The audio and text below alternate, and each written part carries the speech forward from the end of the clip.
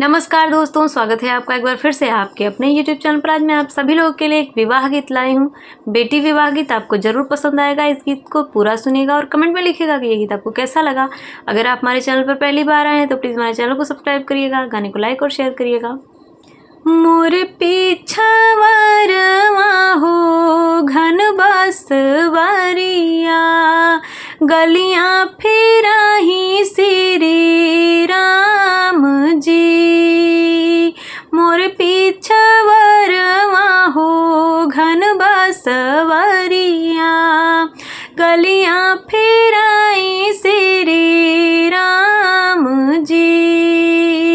अस के नाही रे हो नगर अयोध्या, राम पिया सन जाई जी। अस के नाही रे नगर अयोध्या, राम पिया सन जाई जी। भीतरा से निकरी हैं सीता रनियवा, हथवा गेड़ुआ जुड़ पानी जी।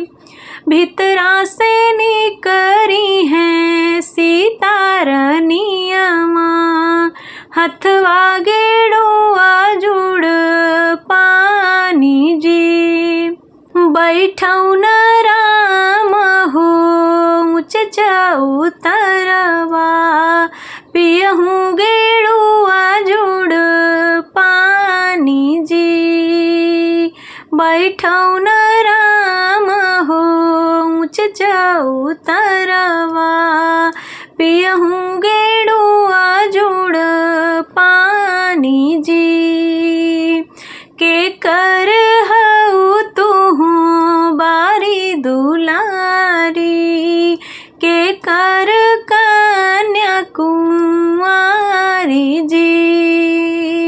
के कर हऊ तुहूँ बारी दुलारी, के कर कन्या कुंवारी जी।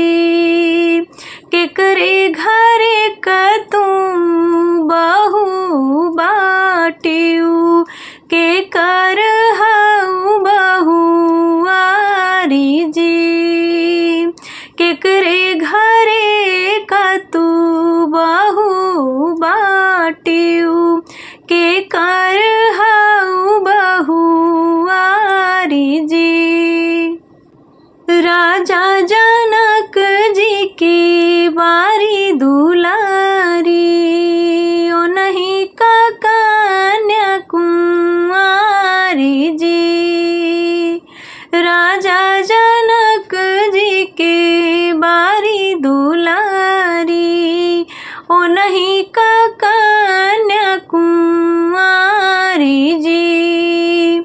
राजा दशरथ घर का बहू हम बाटी, राम के हई बहुआरी जी।